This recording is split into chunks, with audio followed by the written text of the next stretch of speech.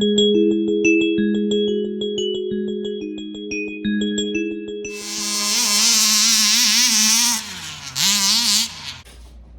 is going on, YouTube? Welcome back to Eastside RC. Today we're going to do a little wrenching on the D5, son. We're going to yank the engine out and just see how easy it is to pull this engine out of here compared to a Baja and a low C5T platform.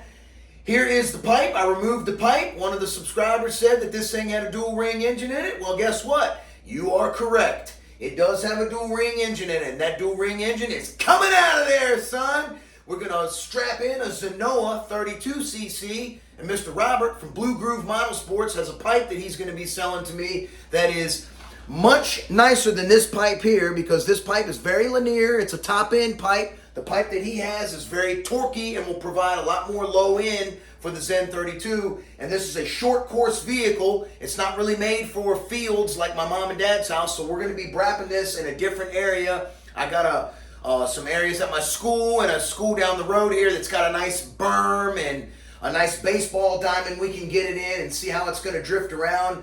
Apparently you can turn this car wide open and get it completely broadside and crossed up and she won't flip over. This thing is supposed to handle really nice, so we're going to test the handling of it. But right now, we are going to yank this engine out of here and see just how easy it is, all right? So let's get right at it. First we're going to take off is this clutch mount piece right here that I got. I also have that coming in billet. So we're going to go ahead and get that out. And we're also going to check and see if anything's lock tightened. Okay. So the clutch adjustment piece is now loosened. All right, just swing that up out of the way like so. Then we have a 4mm bolt down here. The motor looks like it's apparently attached to a plate. So that's pretty cool, man. This thing looks like it's going to be super easy to get out. So we're going to go ahead and get this out. There's also a 3mm screw right beside this 4mm one. So let's go ahead and take this out now. Oh, no Loctite. See why it's good to go through the whole car, y'all, and check all your bolts? Because obviously no Loctite there. Don't want to forget to pull your gas lines off. Now, if you look down in here, right there is another 4mm screw. And if you look over here on this side, there is another 4mm screw right down there. It's kind of hard to see. Right there is another 4mm screw. We're going to take those two out. These screws down here in the bottom, I like to take a magnet tool like this and just go down here and snatch that piece out of there just like that. That way there's no fighting it. Or you can also just pull the engine out and have the screws fall everywhere, but I choose to pull it out like this. That way there's no trouble and no struggle. Next, we're going to remove this screw right here, which looks like a 2.5mm. Yes, sir, 2.5. All right, as you can see, that fully exposes the pinion gear here. So our next step is we are going to remove the air box by simply removing this one screw right here.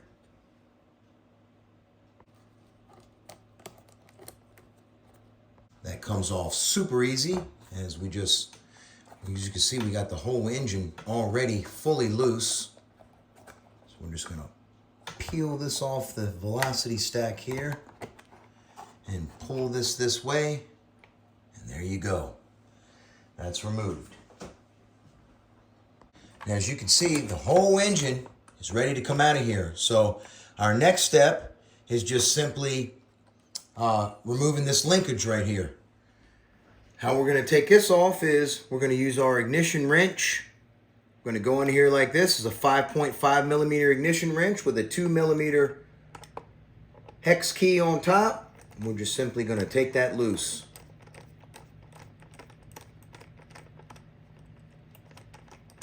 Once we got that loose, we're just going to lift this up, bring this way, and pull that straight out. And the linkage is removed. This thing is a barrel of fun to work on. Now we can remove the engine. To pull out the engine, just grab her and lift it out of there. Look at that.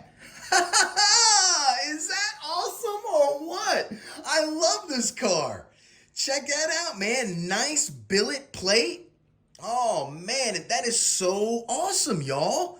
Very, very cool. I love this car. This thing is a blast. There's a neat little adjuster down in there to keep how you keep all this. See how this is notched out right here? There's an adjustment down here so you can get the mesh correct. I'm going to show you all that right now. There's the adjuster piece right there. Very cool.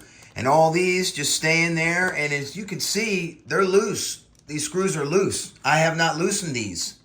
So that's why it's very important, guys, to get this thing, to go over your whole car, okay? The Chinese have basically just put this thing together so that you know how it goes together. Every nut, bolt, screw should be checked throughout your whole car. I don't recommend just throwing gas in it out of the box and ripping it. You're going to have headaches, all right? So that's that. Engine is out. Ready for the Zen 32. All right then, YouTube. If you guys like what I did, give me a thumbs up and come on back for some more action. I really want to get out and rip, man, but we have not had enough consecutive days for the ground to dry up. It's ridiculous, man. I need to hear some two-strokes rip. But how about the easiness of this engine getting out of there? Fantastic car to work on. I hope you guys enjoyed it. Give me a thumbs up if you liked it. Click the bell and subscribe and come on back for some more action. If you need any help, hit me up in the comments. I'll do my best and share my knowledge. Y'all have a blessed one. I'll see you on the next one. Eastside RC is out.